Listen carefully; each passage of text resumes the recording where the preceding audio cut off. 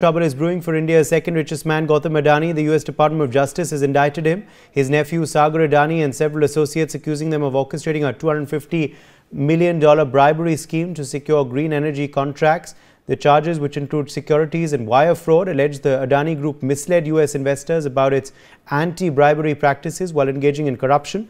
The U.S. Securities and Exchange Commission has also filed a civil suit, and Adani now faces an arrest warrant and criminal penalties. Adani Group has hit back, calling these allegations baseless and promising legal recourse.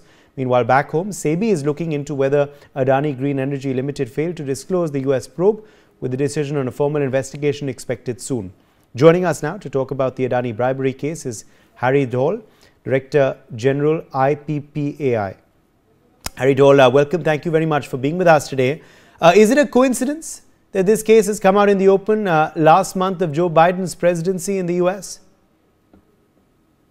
Maybe, I don't know, but I think the matter needs to be taken on, with the horns, bull, or whatever you call it, whichever way you put it. Interesting.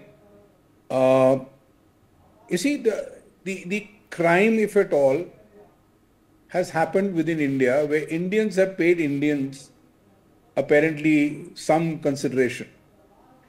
There are 5 states involved, and I think the investigations should be in India to figure out what the hell actually happened.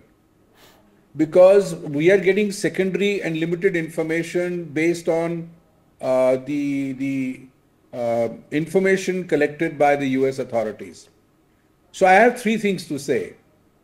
One is we should respect the US laws with regard to whatever their laws contain for foreign investments. And I think that should be handled with respect and with the proper presentation by the Adani Group.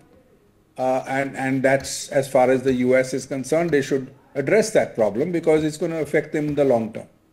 Okay. Whoever is triggered it or whatever. The second thing, which is very important, is there needs to be an investigation in India, because where it all happened is India. The investors and those protecting the US investors are getting secondary information about something that happened in a foreign land, and I'm not in a position to say how accurate the data collection is, but I will assume that it is.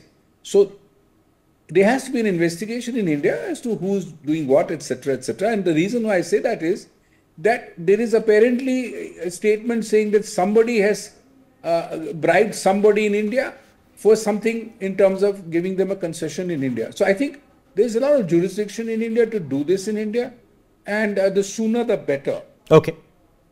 Okay. Is it a coincidence, Mr. Dhaul, that this case has come from a Canadian pension fund investment?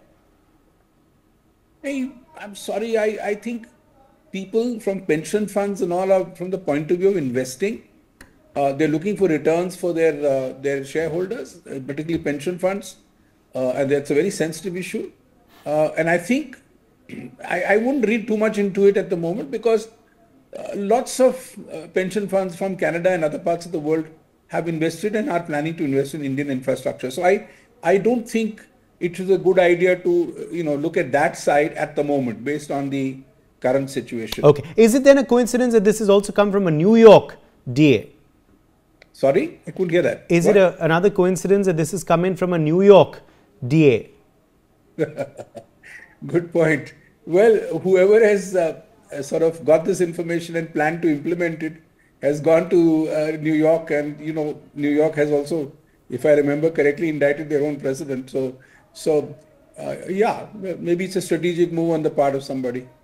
Yeah. Would it also be safe then to say that this is also an assault on India's solar energy sector, by basically alleging that solar energy cannot be sold in India without copious bribes being paid? I don't think there's any such thing. There are plenty of, we run an association, there are plenty of guys in solar business who don't have to bribe anything to anybody. In fact, now they started putting solar on rooftops, so it's your own house, so you don't have to bribe anyone. So I wouldn't buy that as a generalization. Yes, but do you believe that we in India should perhaps also then, as you're saying, the crime allegedly took place in India, but then these charges are of course now being, these indictments are happening in the US. There are some who say then that maybe we should be investigating Hunter Biden's China corruption on the pretext that Chinese companies do business in India as well? I won't be able to comment on that. Firstly, I couldn't hear your sound properly. Something about Chinese companies. Could you repeat what you said? I was saying, should we then, begin investigating Hunter Biden's alleged corruption on the pretext that, Chinese companies also do business in India? You know what? I think this is the wrong approach. This is a highly political kind of approach of, trying to do all this countermeasures, etc. I think let's focus on building infrastructure in the country, which is what Adani Group is doing, and full marks to them and other companies that are doing the same.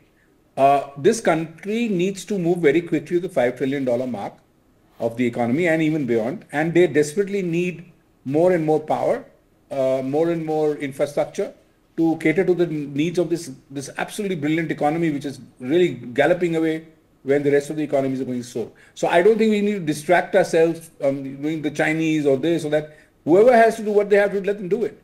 But we as Indians, and particularly a guy like me who's a citizen, I want to see good roads. I want to see good airports. I need to see, all infrastructure which is going to be able to cater to the growing needs of this country.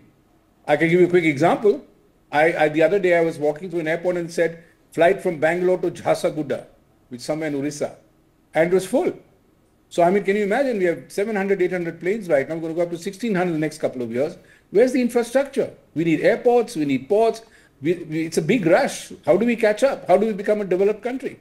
So we need to be very focused as Indians to make sure we don't get distracted. Okay, let the politicians do what they want. We have no objection. Let the investigating agencies do what they want. No issue at all. We want infrastructure development. We want the country to develop. Okay. Do you believe this is politically motivated, this chain of events though? Well, I don't know it's politically motivated, but everything turns political and people get distracted. I don't understand. Is Mr. Adani's company stopped making power? Have they stopped making cement? Have they shut down the airports? Are the ports not working? Everything is running. People have invested in those companies because those solid companies which are doing brilliant stuff in terms of the outputs, out of profits, out of the potential of the future. So, if it's political or not, whoever is doing it is damaging the country's image. That's what I think. Okay. My final question to you, do you believe it's fair of the opposition in India to reasonably say where there is smoke, there must be fire? Well, of course there could be smoke and fire, and I think the opposition is fully in their right to raise these issues. One respects that. Rahul Gandhi is an intelligent man. I met him. He's a very intelligent guy. But, it all depends on what is going to be the output. What is the point of doing all this? Are you just trying to do it for scoring political marks? I don't think so. I think we need to think more seriously about the repercussions, because after all, we're all Indians.